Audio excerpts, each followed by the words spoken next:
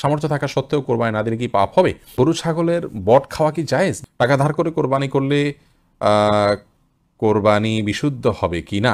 কোরবানিতে একটি গরুর সাথে 7 জন কোরবানি দিলে যদি কারোর নিয়ত ভালো না থাকে বাকিদের কোরবানি হবে কিনা? কোরবানির গোশত কতদিনের মধ্যে খাওয়া উচিত? সারা বছর কোরবানির গোশত ফ্রিজে রেখে খাওয়া উচিত কি? অতএব সেটি অসুবিধা হবে না। তাই আমরা জানতে চেয়েছেন কোরবানিতে একটি গরুর সাথে 7 জন কোরবানি দিলে যদি কারোর নিয়ত ভালো না থাকে বাকিদের কোরবানি হবে কিনা? যদি একজনের গোশত খাওয়ার উদ্দেশ্য থাকে এবং তিনি গোশতের জন্য করেছেন, কোরবানি তার উদ্দেশ্যই ছিল না, তাহলে কারোর কোরবানি হবে না। কারণ তার উদ্দেশ্য কোরবানি নয়, গোশত। অতএব কারোর কোরবানি হবে না। এটি হলো সবচেয়ে গ্রহণযোগ্য কথা এই ব্যাপারে, যে বিশেষ করে যদি গোশতই একমাত্র উদ্দেশ্য। ধরুন কোরবানি টোরবানি বুঝি না, আমার এখানে কিছু গোশত দরকার, সেজন্য সে গোশতের জন্য টাকা দিয়েছেন, এটা জায়েজ হবে না। রোদেলা রিসান ভুঁইয়া আপনি জানতেছেন গরু ছাগলের বট খাওয়া কি জায়েজ? জি, এটা সম্পূর্ণ জায়েজ, তবে এটা যার যার রুচির ব্যাপার। কারোর যদি ভালো লাগে তিনি খাবেন, কারোর ভালো না লাগলে তিনি খাবেন না, একান্তই তার ব্যাপার। টাকা ধার করে কোরবানি করলে আহ, কোরবানি বিশুদ্ধ হবে কি না? জি, একটু আগে আমরা বলেছি ঋণ করে কোরবানি দেয়া যাবে, যদি ঋণ পরিশোধ করার ব্যবস্থা থাকে তাহলে এটি করাতে কোনো অসুবিধা নেই। এরপরে সাদিয়া আক্তার প্রিয়া জানতে চেয়েছেন কোরবানির গোশত কতদিনের মধ্যে খাওয়া উচিত? সারা বছর কোরবানির গোশত ফ্রিজে রেখে খাওয়া উচিত কি?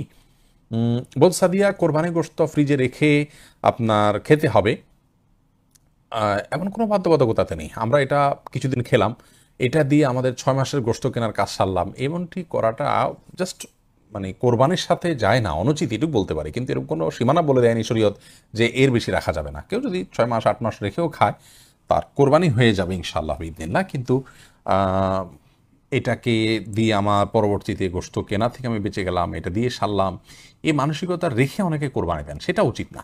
বাট আপনি চাইলে যে কোনো সময় পর্যন্ত রেখে এটি খেতে পারেন। তো নেহাল ইউটিউব চ্যানেল থেকে আপনি জানতে চেয়েছেন সামর্থ্য থাকা সত্ত্বেও কোরবানি না দিলে কি পাপ হবে?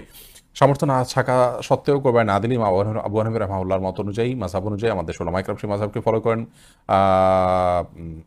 এই মাযহাব অনুযায়ী আপনার এটি পাপ হবে। কারণ নবী করিম সাল্লাল্লাহু আলাইহি ওয়াসাল্লাম এখানে সতর্ক করেছেন, যে ব্যক্তি কোরবানি করার সামর্থ্য রাখে মনে যদি সাআতান ইউদাহিয়া ওয়ালা ইউদাহি ফালা ইয়াকরাবান্না মুসাল্লানা, সেই জন্য আমাদের ঈদগাহে না আসে, কোরবানির সামর্থ্য আছে হয়তো দিল না, সেরকম যেন মানুষ ঈদগাহে না আসে। তার মানে নবী সাল্লাল্লাহু আলাইহি ওয়াসাল্লাম বিষয়টাকে কত কঠোরভাবে নিলেন। এর জন্য সামর্থ্য থাকা সত্ত্বেও কোরবানি না দেওয়া অবশ্যই পাপ হবে এই হাদিসের আলোকে। যদিও অনেক ওলামা ইকরাম সেটিকে সুন্নাতে মুআক্কাদা বলেন, তাদের মতে পাপ হবে না, এবং সে মতের পক্ষে ওলামা ইকরাম অনেক ইমামগণ আছেন, তারা সেটি বলে থাকেন, সেটারও ভিন্ন যুক্তি এবং দলিল আছে।